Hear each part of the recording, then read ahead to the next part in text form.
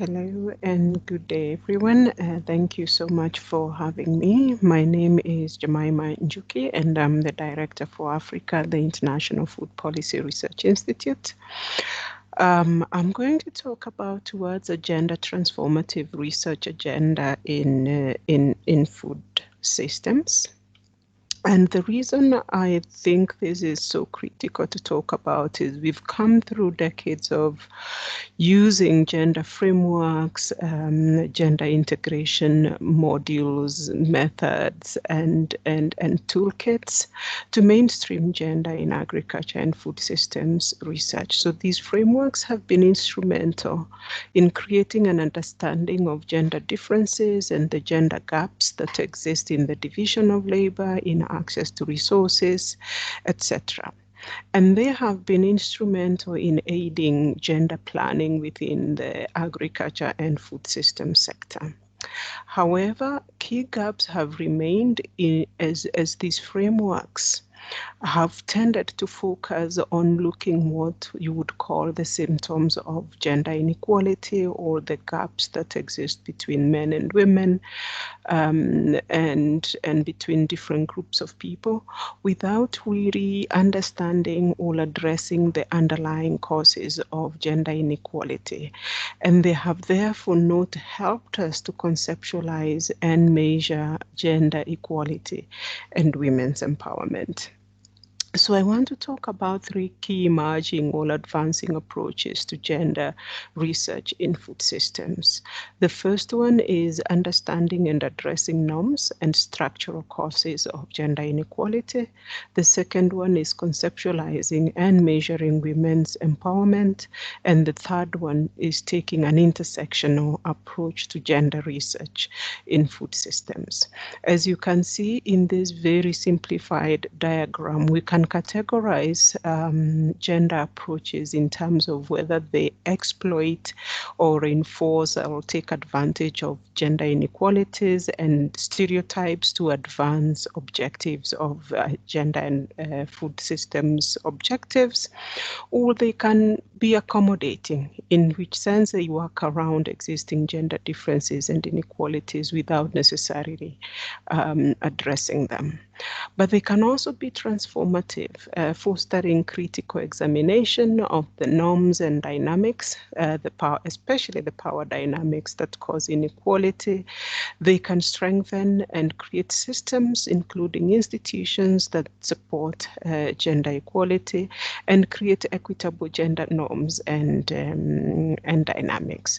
And use of gender transformative approaches actually lead to both gender equality as well as better and more sustainable development outcomes. So how can we understand and address norms and structural causes of gender inequality? First is by looking at the different levels in which inequalities happen. This can be at the individual level, where you're looking at the self-esteem, at men and women's aspirations, at their awareness of rights.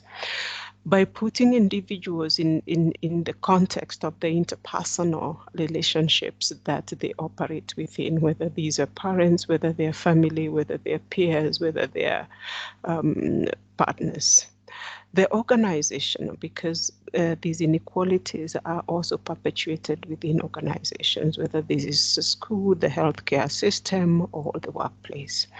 And even larger at the community level, where a lot of there's a lot of gatekeeping of norms, expectations of how especially women and girls should behave, whether due to religion, to community, to media. A lot of these are also then perpetuated through marketing approaches and so on, all the way to public policy and the way in which laws and policies discriminate or favor certain groups of people.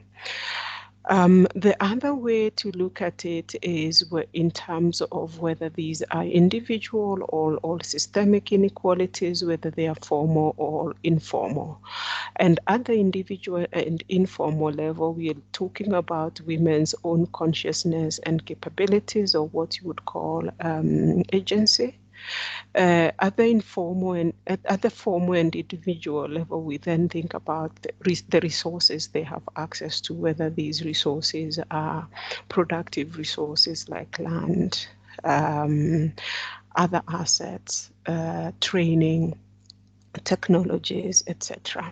And on the lower side, you have the informal and the systemic, and this is where social norms and deep structural inequalities, power dynamics can manifest. And on the formal and the systematic, you then think about rules and policies. Now, when we talk about gender transformative approaches, we're talking about approaches that seek to identify and address these underlying causes of gender inequality and gender differences, paying attention especially to issues of power and to the way gender inequality becomes institutionalized in norms, in organizations, in rules of distribution, in policies, and even in law. Within the agriculture and food systems work, these approaches haven't always been common, but in the recent past, they have become more and more commonly used. And here I give an example of how gender transformative approaches can be used in nutrition. This is a project implemented by Helen Keller International that focused on integrating agriculture, nutrition, water, and sanitation, as well as gender. It sought to promote micronutrient-rich fruit and vegetable production, polyculture of small and large fish, marketing of surplus food products from fruit and vegetable gardens, as well as the promotion of nutritional practices using essential nutrient actions that focus on the first 1,000 days of life. But within this very food and nutrition focused approach, the team integrated one approach called Nurturing Connections, which focuses on discussing gender norms, equality, and building constructive communication skills with the whole household in order to create an enabling environment for improved nutrition, health, and well-being. And the outcomes of this project then are better nutrition, but also a change in household power dynamics, an understanding of the norms that stop women from benefiting even from nutrition programs, and eventually changes in some of the norms that actually stop women from advancing. The second element that I want to talk about is conceptualizing and measuring empowerment. And there is a long history of work around this, including Kabir's framework of agency, resources, and achievements. Within IFPRI, we've done a lot of work in terms of trying to understand agency as part of our efforts to measure women's empowerment, thinking about what we call power within the intrinsic agency that men and women have, the power with or collective agency, and the power to do or instrumental agency. And it is important that we think about agency within these different spheres of women's lives. But in a lot of cases, when people talk about power and empowerment, there's a tendency to only think about the power over, the power to control. And it is really critical to understand that, especially when you work with gender transformative approaches, you're trying to increase the power within, the power with, and the power to. The other element of this conversation on empowerment is what is it that we measure? And in a lot of food systems research especially, we have a tendency to measure what we call reach. If we disseminate a technology, if we do a training, what we then have done is reached women. For example, you've delivered an agricultural extension service using a strategy that either targets women-led farmer producer organizations or using women extension agency. But there is a leap between reaching women and making sure that women actually benefit, whether their income increases. And in order to benefit women requires a different strategy from the strategy that is used to reach women. So for example, to increase women's income, you might need to target technical assistance to women farmers that is designed to either address their crops of preference or to address specific constraints. It means also that when we then measure benefits, we have to measure benefits beyond the household. Then there's another leap between benefit and empower. When we then talk about empower, we think we're talking about increased women's agency, for example, in making production and livelihood decisions. The strategy to this is also different from the strategies used to reach and benefit women. We have to use approaches that enhance women's decision-making power in households and for example, farmer organizations. It means we have to engage men within households to understand why it is important to improve women's decision making. We have to change some of the norms and beliefs around women making decisions or women owning assets. So each of these, depending on what the outcome you're looking for is, require that we actually use different strategies and that we actually use different indicators for measuring them. So this idea that we say we have empowered women just because we have given them a training, what we have actually done is just to reach women with information. And we need other strategy to ensure that that information actually leads to benefits for women. And we actually need different strategies to even ensure that women are empowered. So the team at IFPRI has been working a lot on evolution of on developing tools for measuring women's empowerment in agriculture. These will be talked a lot about later in the coming session. But I did want to put this up here to sort of show some of the different domains that the team is focusing on in terms of looking at income, at resources, at production, at women's time and women's leadership.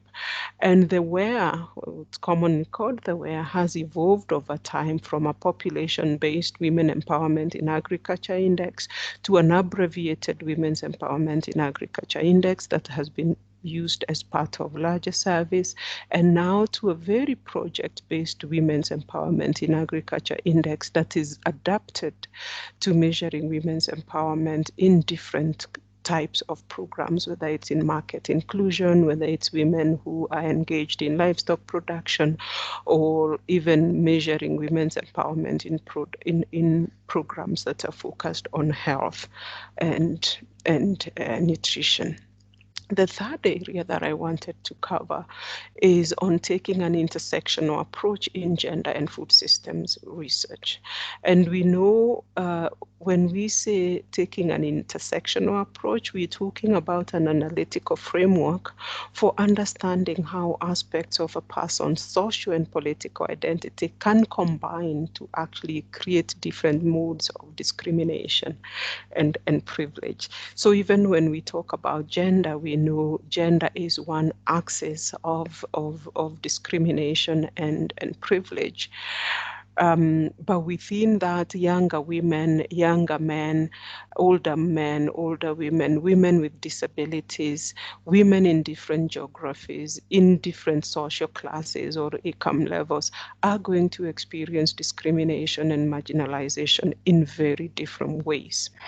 And what has happened is in food systems research, we have often used these categories just as analytical categories without going further to then understand what are the overlapping compounded marginalization that happens as a result of people having these different identities.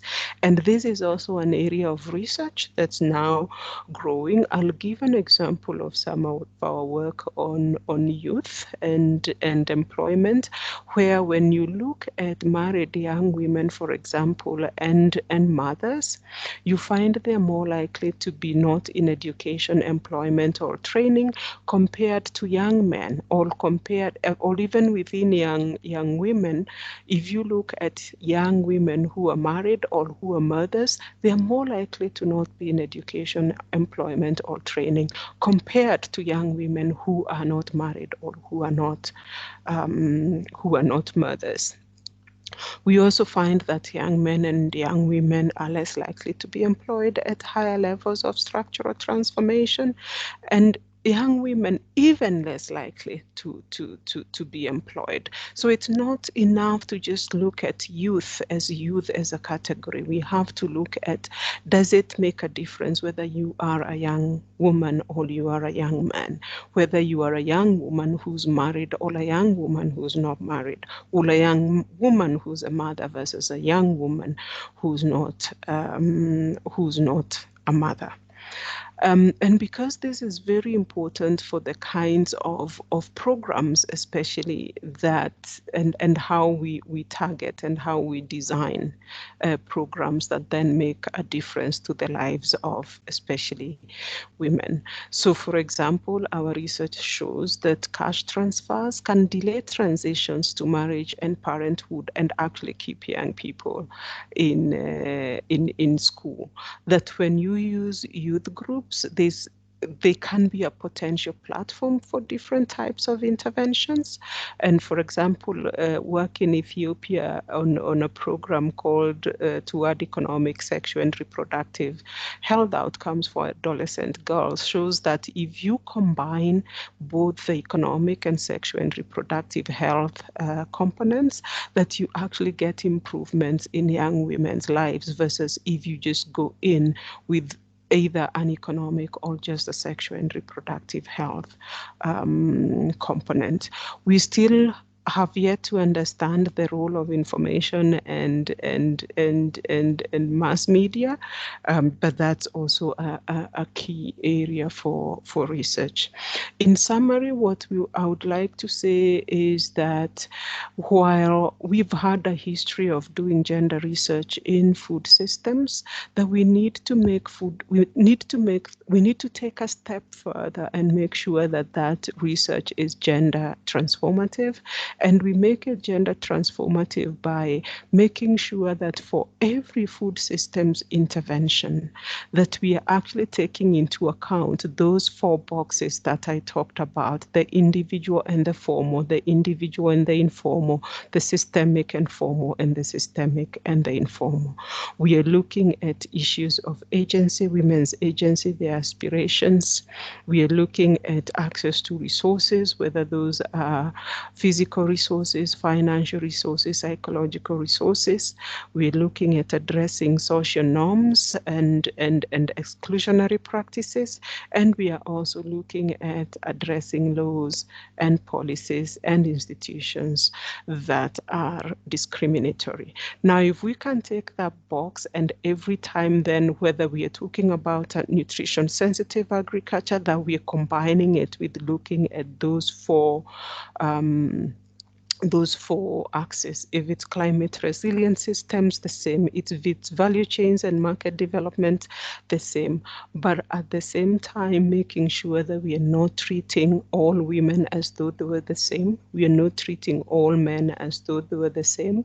That there are other intersectional identities that actually can compound their marginalization or their privilege, and we need to go beyond treating this just as analytical categories, but to understanding how do these identities increase or compound marginalization, and therefore what kind of interventions then need to happen to address that? How do we need to design food systems programs and interventions so that they are addressing those compounded levels of marginalization?